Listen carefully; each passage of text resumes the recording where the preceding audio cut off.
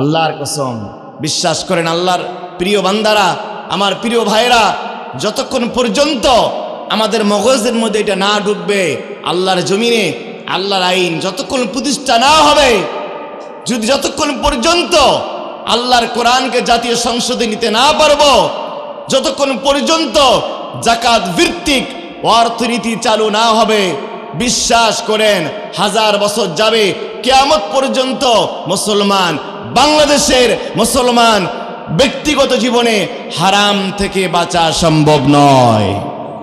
হারাম থেকে আল্লাহ তাআলা বলছেন যে কুল্লু নাফসিন যায়িকাতুল মাউত। কুল্লু নাফসিন, এখানে শুধু মানুষকে সম্বোধন করা হয়নি, বলা হয়েছে কুল্লু নাফস, যার জীবন আছে। জীবন বলতে যার কিছু আছে তাকে কি করতে হবে? আল্লাহ মরার কথা বলেন না, বলেছেন যায়িকাতুল মাউত, তাকে মৃত্যুর স্বাদটা নিতে হবে, চাখতে হবে। সবাইকেই, যার জীবন বলতে কোনো কিছু আছে, তার মানে বোঝা যায় শুধু মানুষই মারা যায় না, প্রত্যেকটা সৃষ্টি এই মৃত্যুর স্বাদ গ্রহণ করে। তবে পার্থক্যটা হচ্ছে মানুষের মৃত্যুর সিস্টেম আর পৃথিবীর অন্যান্য যে ক্রিয়েচারগুলো আছে, যত প্রাণী আছে, তাদের মৃত্যুর সিস্টেমটা আলাদা। দেখেন, একটা গরুর যখন মৃত্যুর সময় হয়ে যায়, গরুটাকে আমরা কসাইয়ের কাছে বিক্রি করি। সটিবাড়ি হাটে আপনারা অনেক বড় গরুর হাট, এখানে বিক্রি করেন। এই গরুটা চলে যায় কসাইয়ের কাছে, কসাই জবাই করে, গরুর মৃত্যু হলো, আর হাজার হাজার মানুষের আল্লাহ খাবারের ব্যবস্থা করলেন। সুবহানাল্লাহ বলবেন না? আবার একটা মুরগির যখন মৃত্যুর সময় হয়ে যায়, আল্লাহ রাব্বুল আলামিন ওই মুরগিটাকে কোনো না কোনো মাধ্যমে ব্যাপারীর কাছে পাঠায় দেন। ব্যাপারী আপনার বাড়ি থেকে, গ্রাম থেকে, বালুহাট থেকে কিনে নিয়ে যায়, সটিবাড়ি আড়তে যায়, সেখান থেকে ঢাকা শহরে যায়, কোনো বাসা বাড়িতে বিক্রি হয়ে যায়, সেখান থেকে কেজি দরে কোনো বাসার মালিক তাকে নিয়ে যায়, তাকে জবাই করা হয়। এই মুরগির মৃত্যু হলো, আর কিছু মানুষের খাবারের ব্যবস্থা হলো। আপনি যদি একটু চিন্তা করে দেখেন, মানুষ ছাড়া যত প্রাণী আল্লাহ সৃষ্টি করেছেন, প্রত্যেকটা প্রাণীর মৃত্যু মানুষের, অন্য প্রাণীর মৃত্যুর মাধ্যমে আল্লাহ মানুষের খাবারের ব্যবস্থা করেছেন। একটা পুঁটি মাছ বলেন, বোয়াল মাছ বলেন, গড়াই মাছ বলেন, ইলিশ মাছ বলেন, এই যে বেগুন বলেন, আলু বলেন, টমেটো বলেন, সবজি বলেন, প্রত্যেকটা এগুলোর জীবন আছে। জগদীশচন্দ্র বসু তিনি প্রমাণ করেছেন গাছেরও জীবন আছে, গাছের জীবন কথা নামে তিনি বই লিখেছেন। তার মানে নাফস বলতে যার কিছু আছে তাকে কি করতে হবে? মৃত্যুর স্বাদ। এমনকি আল্লাহ কোরআনে বলছেন ইদা শামসু কুব্বিরাত, তারকারাজিও মারা যাচ্ছে। অসংখ্য তারকারাজি আমরা আকাশে দেখি, সন্ধ্যাবেলায় ডিম লাইটের মতো আমাদেরকে আলো দিচ্ছে, তারকারাজিও মারা যায়। তবে মহাকাশে এগুলোর দাফন করার কোনো সিস্টেম নাই। তখন এই তারকারাজিগুলো নিচের দিকে আসতে থাকে। আল্লাহ বলছেন সূরা আম্বিয়ার 30 নম্বর আয়াতে, ওয়াজআলনাস সামাআ সাকফাম মাহফুজা। আল্লাহ রাব্বুল আলামিন মহাকাশের আমাদের জমিন থেকে 150 কিলোমিটার উপরে একটি অদৃশ্য ছাদ স্থাপন করেছেন। এটাকে বলা হয় গ্রিন হাউস ইফেক্ট। এখান থেকে আরও 150 কিলোমিটার উপরে আর একটা ছাদ আছে, এটাকে বলা হয় ওজোন স্তর। ওই তারকা যখন মারা যায়, ওটা নিচের দিকে আসতে থাকে। আসতে আসতেই ওই তারকা যদি কোনো না কোনোভাবে জমিনে পড়ে যেত, বাংলাদেশ সহ তামাম বিশ্বের 228টি রাষ্ট্র ওই তারকার কাছে একটা বাচ্চা সুইংগাম খেলে যেরকম পেটের মধ্যে হারিয়ে যায়, পুরা পৃথিবী ওই তারকার কাছে হারিয়ে যেত। কিন্তু তারকাগুলোকে আল্লাহ দুনিয়া আসতে দেন না। ওই ছাদে যখন এসে যায়, আল্লাহ সেখান থেকে ওইটাকে ধুলির মতো করে আল্লাহ ভেনিশ করে দিয়ে আটলান্টিক মহাসাগর অথবা পৃথিবীর মহাসাগরগুলোতে নিক্ষেপ করেন। আল্লাহ পৃথিবীর মানুষকে বাঁচার ব্যবস্থা করে দেন এভাবে করে। তবে একটাই প্রাণীর দাফনের সিস্টেম, সেটাই হচ্ছে মানুষ। এজন্য রাসূল বলছেন, তোমার মৃত্যু ভাই যখন মারা যায়, তুমি লাশের সামনেও যেও না। সে জীবত থাকা অবস্থায় যেরকম সম্মানের অধিকারী ছিল, মৃত্যুর পরে তুমি তোমার ভাইকে কি করো? সম্মান করো। দাফন পৃথিবীর অন্য কোনো প্রাণীর হয় না, শুধু মানুষের দাফন হয়। আমার ভাইয়েরা, রসুল একদিন বসে আছেন, তার সামনে দিয়ে একটা লাশ যাচ্ছিল। রসুল দাঁড়ায় গেলেন। সাহাবায়ে কেরাম বললেন, ইন্নাহু ইহুদিয়্যান ইয়া রাসূলাল্লাহ, লোকটা তো কট্টরপন্থী একজন ইহুদি। রসুল বললেন, আওয়ালাইসাত নাফসান, লোকটা হতে পারে ইহুদি, সে আমাকে রসুল মানুক বা না মানুক, আল্লাহকে বিশ্বাস করুক বা না করুক, কোরআনকে সংবিধান মেনে চলুক বা না চলুক, সে মানুষ কি না? সাহাবায়ে কেরাম বলেন, হ্যাঁ লোকটা মানুষ। রসুল বলেন, আমি তাকে মানুষ হিসাবে সম্মান করেছি। এমন ধর্ম আমরা লালন করি, এমন ইসলাম আমরা প্র্যাকটিস করি, যে ইসলামের কাছে আস্তিক বলেন, নাস্তিক বলেন, হিন্দু, খ্রিস্টান, বৌদ্ধ, নাসারা, পৃথিবীর প্রত্যেকটা শ্রেণী পেশার মানুষকে সম্মান করতে শিখিয়েছে আমাদের ইসলাম। কথা বলেন ঠিক কিনা? আল্লাহ বলছেন, ওয়াইন্নামা তুওয়াফানা উজুরাকুম ইয়াউমাল কিয়ামা, দুনিয়াতে শতভাগ উজুরত, মজুরি, প্রতিদান দেওয়া পৃথিবীর কোনো মানুষের পক্ষে সম্ভব। সাপোজ আপনি দুইজন দিন মজুর নিয়েছেন, একজনের বয়স 60 বছর, আর একজনের বয়স 30 বছর। বলেন তো দুইজনের বয়সের ব্যবধান কত? 30 বছরের ব্যবধান। ওনারা দুইজনেই সকালে কাজে এসেছেন 9টার সময়, উঠবেন 5টার সময় বিকাল। মজুরি শেষে 60 বছরের বৃদ্ধকেও দেবেন 500 টাকা, 30 বছরের টাকা যুবককেও দেবেন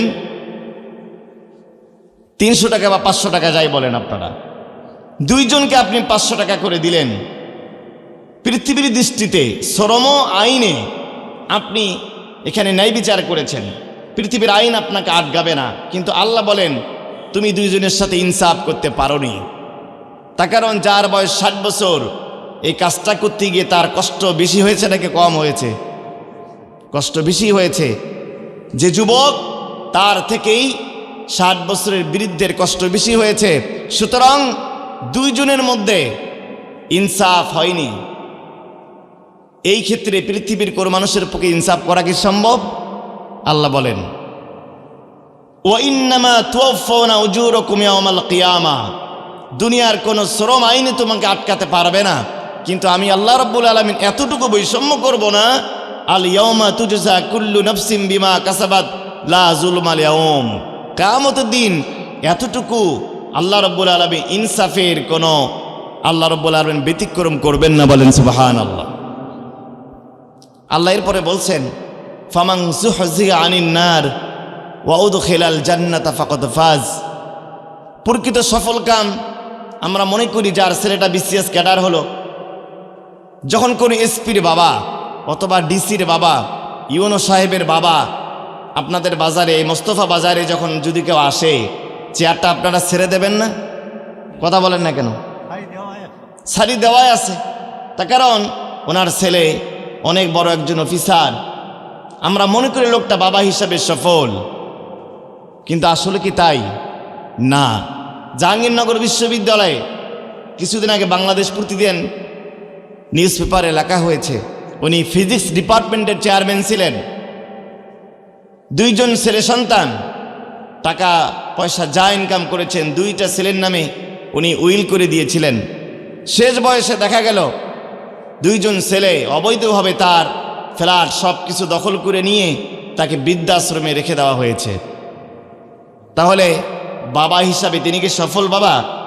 আল্লাহ বলেন না, ফামান যুহজিহা আনিন নার ওয়া উদখিলাল জান্নাতা ফাকাদ ফাজ, প্রকৃত সফল কাম সেই লোকটাই যাকে জাহান্নাম থেকে দূরে রাখা হলো আর যাকে জান্নাতে দেওয়া হলো, এই লোকটাই পৃথিবীর সবথেকে সফল কাম। সুবহানাল্লাহ বলবেন না? আল্লাহ বলেন, ওমাল হায়াতুদ দুনিয়া ইল্লা মাতাউল গুরুর, এই দুনিয়ার জীবনটা হচ্ছে খেল তামাশা, ভোগ, এনজয়, এগুলো ছাড়া আর কিছুই নয়। দেখেন না, 3 ঘন্টার সিনেমার মধ্যে নায়ক জন্মগ্রহণ করে, আবার নায়ক মারাও যায়। সময় কয় ঘন্টা? 3 ঘন্টার সিনেমা। একটা নাটকের মধ্যেই নায়ক জন্মগ্রহণ করে, বিবাহ করে, বিরুদ্ধ হয়, আবার মারা যায়। সময় গেছে মাত্র কয় ঘন্টা? 3 ঘন্টা।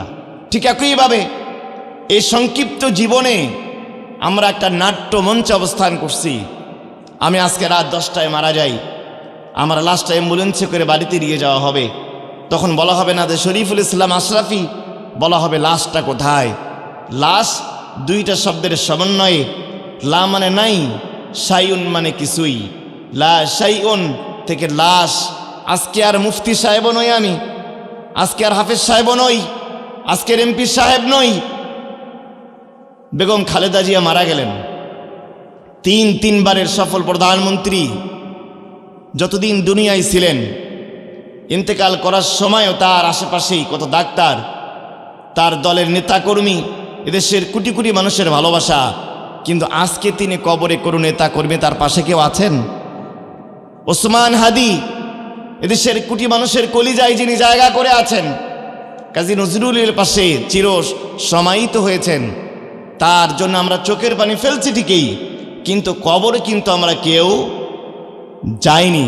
আল্লামা দেলোয়ার হোসেন সাইদি, যার জন্য শুধু বাংলাদেশে নয় বিশ্বের কোটি কোটি মানুষ যার জন্য চোখের পানি ফেলে, কিন্তু পিরোজপুরের তার পারিবারিক কবরস্থানে তিনি কিন্তু একাই ঘুমিয়ে আছেন। আমার ভাইরা, এটা হচ্ছে চূড়ান্ত বাস্তবতা। এই সূরা আলে ইমরানের 185 নম্বর আয়াত, এই আয়াতের আলোকে আমরা যদি ইমানের সাথে মারা যেতে চাই, যদি আমরা মৃত্যুটা ইমানি মৃত্যু চাই, হাসতে হাসতেই কালেমা পড়তে পড়তে যদি আমরা সত্যিকার অর্থে মৃত্যু চাই, আমাদের 10টা কাজ আছে। এই 10টা কাজ করার মাধ্যমেই আমাদের মৃত্যুটা হতে পারে খাতেমা বিল খাইর, একটা সুন্দর ইমানের সাথেই জান্নাতে মৃত্যু হবে যদি আমরা 10টা কাজ করতে পারি। এই 10টা কাজ আমরা শুনবো তো ইনশাআল্লাহ। এখানে ভাই এমন কেউ কি আমরা আছি যে প্যারালাইসিস হয়ে আমরা মরতে চাই? কেউ কি আমরা আছি? শেষ বয়সে পেশাবের মধ্যে পড়ে থাকবো, পায়খানার মধ্যে পড়ে থাকবো, ছেলেমেয়েরা নাক চিপে ধরবে, দুর্গন্ধের মধ্যে পড়ে থাকবো, এমন মৃত্যু আমরা কিন্তু কেউ চাই না। আমরা ইমানি মৃত্যু চাই, শহীদি মৃত্যু চাই। আমি তো ব্যক্তিগতভাবে আল্লাহর কাছে কামনা করি, সারা জীবনের তামান্না, আল্লাহ জ্বর হয়ে মৃত্যু দিও না, প্যারালাইসিস করে মৃত্যু দিও না, ব্রেন স্ট্রোক করে মৃত্যু দিও না, হার্ট অ্যাটাক করে মৃত্যু দিও না, সঠিকভাবে হাইওয়েতে অ্যাক্সিডেন্টে মৃত্যু দিও না। মৃত্যু তো একদিন হবেই। মৃত্যুটা যেন দিন কায়েমের পথে সেই শহীদদের মিছিলে প্রথম কাতারে থেকেই দিন কায়েমের পক্ষে যদি জীবন দিতে হয়, সবার আগে আমার জীবনটা নিয়ে নিও। এটা হলো আমাদের প্রত্যেকটা মুসলমানের কলিজার তামান্না। এজন্য আসুন 10টা কাজ আমরা করতে পারি, যে 10টা কাজের মাধ্যমে আমরা আল্লাহর পক্ষ থেকে একটা সুন্দর মৃত্যু পেতে পারি। শুনতে রাজি আছেন? 1 নাম্বার, ইবাদত আমরা যতটুকু করব, ইবাদতের মধ্যে ধারাবাহিকতা ঠিক রাখতে হবে। আমার ভাইয়েরা, যদি আমরা বিছানায় পড়ে না থেকে প্যারালাইসিস না হয়ে আমরা যদি ভালো একটা মৃত্যু চাই, ইমানি মৃত্যু যদি চাই, 1 নম্বর আমল হবে যতটুকু কাজ আপনি করবেন, যতটুকু ইবাদত বন্দেগী করবেন, আপনি যেন প্রতিদিন করবেন, কোনো দিন যেন আমলটা বাদ না যায়। আপনি দান করেন 5 টাকা, প্রতিদিন করেন। নফল নামাজ আপনি 2 রাকাত পড়েন, কিন্তু প্রত্যেক দিন আদায় করেন। তাহাজ্জুদ নামাজ প্রয়োজনে 2 রাকাত করে পড়েন, কিন্তু প্রতিদিন পড়েন। আপনি প্রয়োজনে মায়ের জন্য 10 টাকা করে খরচ করেন, কিন্তু প্রতিদিন পড়েন। কোরআনুল কারীম 10 পৃষ্ঠা পড়ার সময় নাই, 1 পারা পড়ার সময় নাই, অন্তত একটা ছোট্ট সূরা প্রত্যেক দিন তেলাওয়াত করেন। আমলের ধারাবাহিকতা রক্ষা করার দরকার আছে নাকি নাই? আমার ভাইরা, রাসূল বলছেন, আহাব্বুল আমালি ইলাল্লাহি তাআলা আদওয়ামুহা ওয়া ইন ক্বাল্লা। হুজুর বলেছেন, আল্লাহ তাআলার কাছে ওই আমলটাই সবথেকে উত্তম, যদি আমলটা কম হয়। কিন্তু আল্লাহর বান্দা যদি আমলটা নিয়মিত করতে পারে, সকাল সন্ধ্যায় করতে পারে, শীতে গ্রীষ্মে, শ্বশুর বাড়িতে, নিজের বাড়িতে, ধানের খেতে, রাস্তায়, বিমানে, বাসে, লঞ্চে, যে জায়গায় আপনি থাকেন না কেন, আমলটা যদি নিয়মিত হয়ে যায়, আল্লাহ রাব্বুল আলামিন ওই আমলটা সব থেকে বেশি পছন্দ করেন। আমার মুসলমান ভাইরা, আমরা যে আমলগুলো করে থাকি, যে কোন আমল যদি আমরা করতে চাই, ইবাদত করতে চাই, আমলের পক্ষে অন্তত 4টা দলিল থাকতে হবে। 4টা সত্যের বিনিময়ে আল্লাহ একটা আমল করে থাকেন। বলেন তো, প্রত্যেকটা আমলের পক্ষে কয়টা দলিল থাকতে হবে? 4টা সত্য থাকতে হবে। 4টা সত্যের একটাও যদি আপনার আমল থেকে মাইনাস হয়ে যায়, 4টা সত্য যদি আপনার আমলের মধ্যে না থাকে, ওই আমলটা আল্লাহর দরবারে কবুল হয় না। 1 নম্বর হলো, যদি আমরা আমলটাকে আল্লাহর কাছে কবুল যোগ্য করতে চাই, আল্লাহর কাছে যদি আমরা আমলটাকে গ্রহণীয় করতে চাই, 1 নম্বর আমলের পক্ষে আল্লাহর পক্ষ থেকে দলিল থাকতে হবে। সূরা আল বাকারা 170 নম্বর আয়াতে আল্লাহ বলছেন, وَإِذَا قِيلَ لَهُمُ اتَّبِعُوا مَا أَنزَلَ اللَّهُ قَالُوا بَلْ نَتَّبِعُ مَا أَلْفَيْنَا عَلَيْهِ آبَاءَنَا। বলেন আল্লাহু আকবার। আবু জেহেল, উতবা, সাইবা, মুগীরা, ওদেরকে যখন বলা হতো, তোমরা কেন দেবদেবীর পূজা করো, কেন মূর্তি পূজা করো, কেন তোমরা এগুলো করো, ওরা দলিল দিত, মা আলফাইনা আলাইহি আবানা, আমরা আমাদের বাপ দাদাকে দেখেছি মূর্তি পূজা করতে, মূর্তির সামনে মাথা নত করতে, আমাদের বাপ দাদারা করতো, তাই আমরা আমলগুলো করে থাকি। আজও বাংলাদেশে অসংখ্য মানুষ আছে শুধুমাত্র পীরের কথা অনুযায়ী আমল করে, মুরব্বীর কথা অনুযায়ী আমল করে, কোনো দলিল নাই, কোরআনেও নাই, হাদিসেও নাই, ইজমার মধ্যেও নাই, কিয়াসের মধ্যেও নাই। শুধুমাত্র তার দাদা করে গেছেন, বাবা করে গেছেন, মুরব্বীরা করে গেছেন, এই কারণে আমল করে, এরকম লোক আছে নাকি নাই? আমার ভাইয়েরা, 2 নম্বরে, যদি আমরা আমলের শর্ত পূরণ করতে চাই, 2 নম্বর যে কাজটা করতে হবে, আমলটা আল্লাহর কাছে গ্রহণীয় করতে হলে আমাদের নিয়তটা পরিষ্কার হওয়া লাগবে। মানুষকে দেখানোর জন্য নয়, সমাজকে দেখানোর জন্য নয়, আমলটা হতে হবে একমাত্র কার জন্য? আল্লাহ রাব্বুল আলামিন সূরাতুজ জুমারের 11 নম্বর আয়াতে বলছেন, কুল ইন্নী উমিরতু আন আ'বুদাল্লাহ মুখলিসান লাহুদ্দিন। বিশ্বনবী বলেন, কুল ইন্নী উমিরতু, আল্লাহ বলতেছেন, হে আমার রাসূল আপনি জানায় দেন, কুল ইন্নী উমিরতু, আল্লাহ আমাকে আদেশ করেছেন, আন আ'বুদাল্লাহ, যতটুকু আমল আমি করব, ইবাদত বন্দেগী করব, মুখলিসান লাহুদ্দিন, আমার ইবাদতটা যেন হয় শুধুমাত্র কাকে খুশি করার জন্য।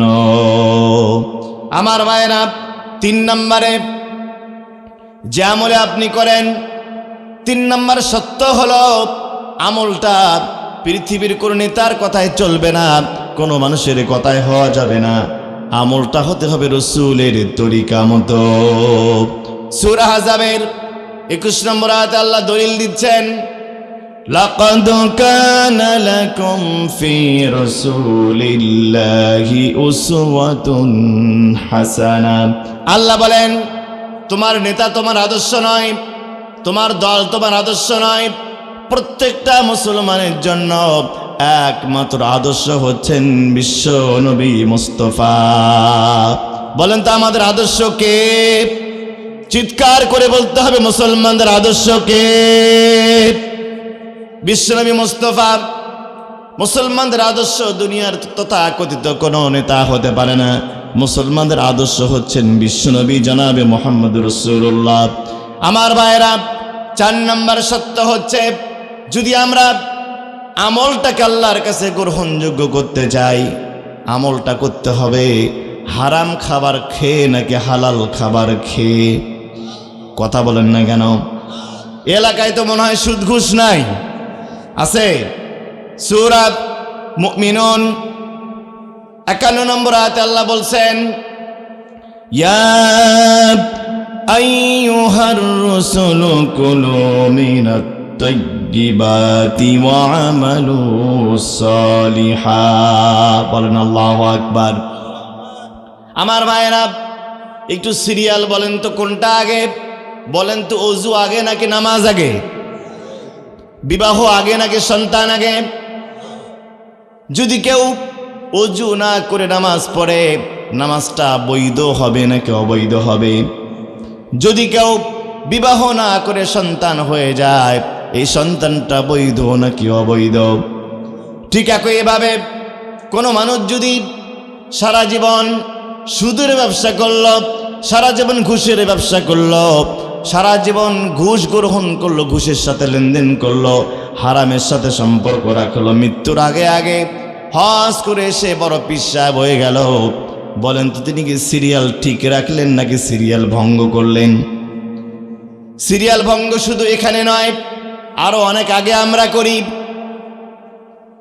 আপনার সন্তান আপনি জন্ম দিচ্ছেন, আপনার সন্তানের বয়স যখন পেটের মধ্যে 43 পার হয়ে যায়, অর্থাৎ 4 মাস যখন হয়ে যায়, 4 মাস পর্যন্ত সন্তানের কোনো খাবার লাগে না।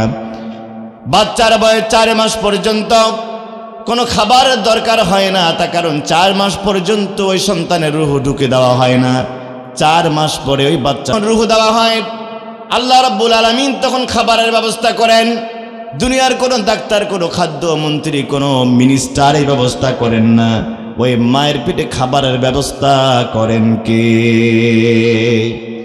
আমার ভাইরা, আল্লাহ রাব্বুল আলামিন মায়ের খাবারটাকে সন্তানের খাবার বানায় দেন।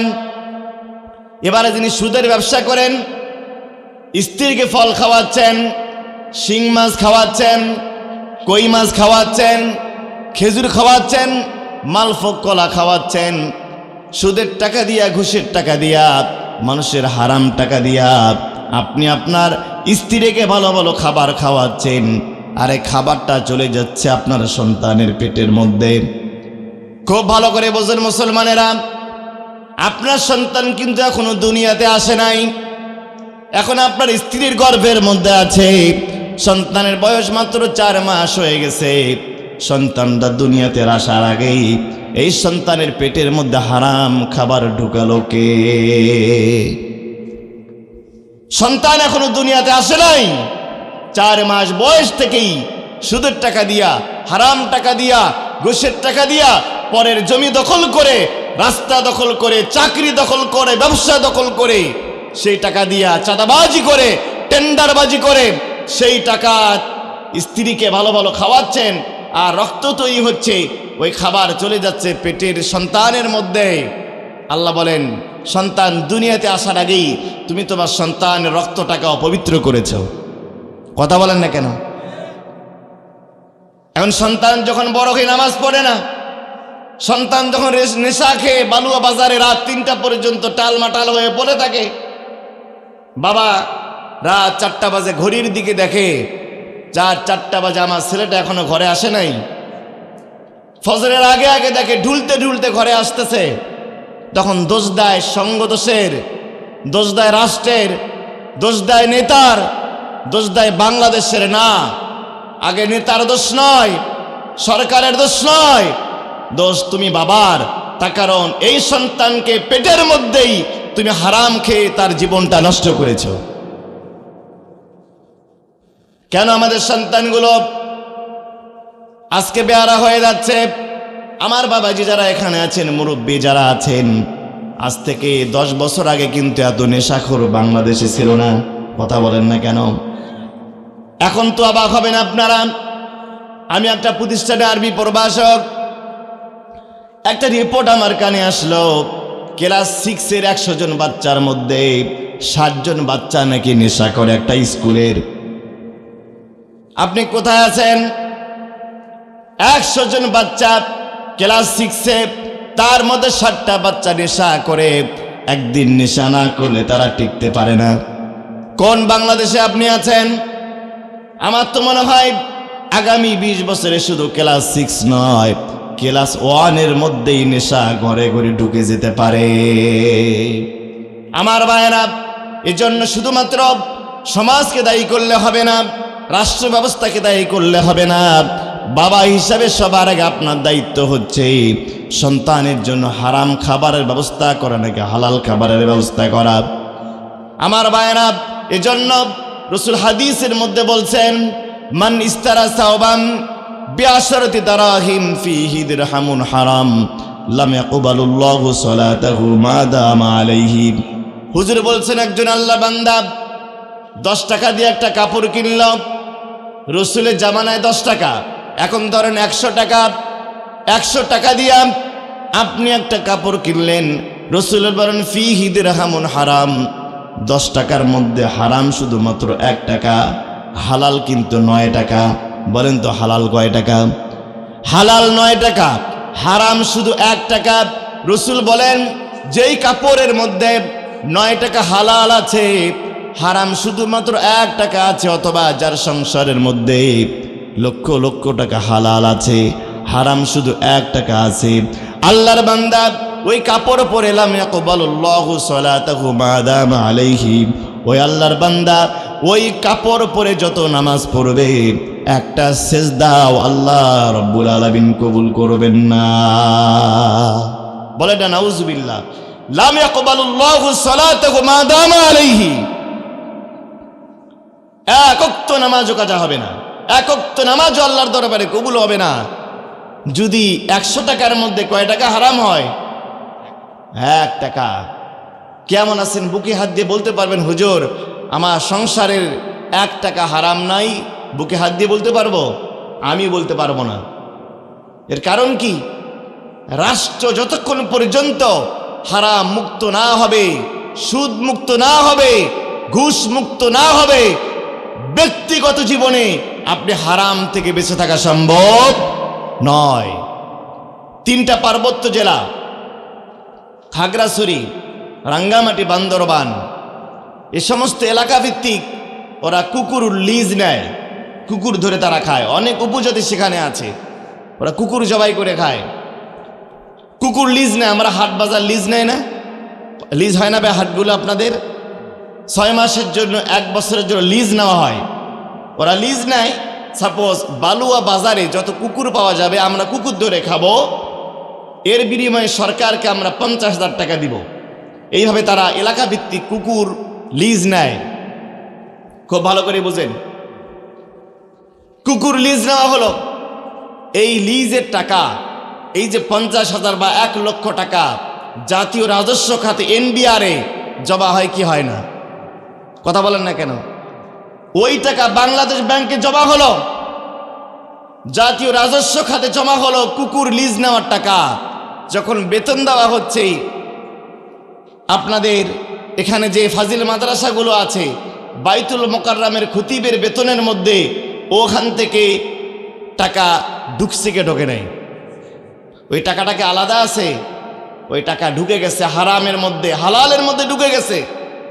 আমি একটা মাদ্রাসা আরবি প্রভাষক, আমার বেতনের মধ্যেও ওই 50,000 টাকার একটা অংশ ঢুকে গেছে। এবার বলবেন হুজুর আমরা চাকরি করি না, আমরা বেঁচে গেছি আলহামদুলিল্লাহ, বলবেন কি বলবেন না? হুজুর আমরা হারামের মধ্যে না। আমি বলি না ভাই, হারামের মধ্যে আপনারাও আছেন। কিভাবে? আপনাদের এই রাস্তার 2 পাশে কাজ চলতেছে না? রাস্তা বৃদ্ধি করা হচ্ছে, এই যে রাস্তার বাজেটের টাকা ওই জায়গা থেকে কিন্তু বাজেট হয়েছে। রাস্তার বাজেটের সময় এই যে বাজেট অ্যালটমেন্ট দেওয়া হয়েছে, বরাদ্দ দেওয়া হয়েছে, ওই হারাম টাকা থেকে, ওই লিজের টাকা থেকে, কুকুরের লিজের টাকা থেকে একটা অংশের টাকা এই রাস্তার মধ্যে ঢুকে গেছে। এবার শুধু চাকরিজীবীরা রাস্তা দিয়ে হাঁটে। কথা বলেন না কেন? কৃষক বলেন, হিন্দু বলেন, খ্রিস্টান বলেন, নামাজি বলেন, বেনামাজি বলেন, সুদখোর বলেন, মদখোর বলেন, মহিলা বলেন, পুরুষ বলেন, প্রত্যেকটা শ্রেণী পেশার মানুষ এই রাস্তা দিয়ে চলবে কি চলবে না? বুকে হাত দিয়ে বলতে পারবেন হুজুর আমার সংসারে হারাম নাই? আল্লাহর কসম বিশ্বাস করেন, আল্লাহর প্রিয় বান্দারা, আমার প্রিয় ভাইরা, যতক্ষণ পর্যন্ত আমাদের মগজের মধ্যে এটা না ঢুকবে, আল্লাহর জমিনে আল্লাহর আইন যতক্ষণ প্রতিষ্ঠা না হবে, যতক্ষণ পর্যন্ত আল্লাহর কোরআনকে জাতীয় সংসদে নিতে না পারবো, যতক্ষণ পর্যন্ত জাকাত ভিত্তিক অর্থনীতি চালু না হবে, বিশ্বাস করেন 1000 বছর যাবে, কিয়ামত পর্যন্ত মুসলমান, বাংলাদেশের মুসলমান ব্যক্তিগত জীবনে হারাম থেকে বাঁচা সম্ভব নয়। হারাম থেকে বাঁচতে হলেই আল্লাহর আইনের দরকার আছে নাকি নেই? আমার কথা কি বুঝতেছেন? আমরা বলছিলাম, বিরক্ত হচ্ছেন ভাইরা? যদি আমাদের মৃত্যুটা ইমানি মৃত্যু চাই, 1 নম্বর আমরা যেটুকু আমল করব, আমলটা যেন হয় ধারাবাহিকভাবে প্রতিদিন, এবং আমলের মধ্যে 4টা শর্ত। এখানে 1 নম্বর হলো কোরআনের দলিল লাগবে, 2 নম্বর নিয়তটা পরিশুদ্ধ হওয়া লাগবে, 3 নম্বর ইখলাস থাকা লাগবে, 4 নম্বর হালাল খাবার খেয়ে ইবাদতটা করতে হবে।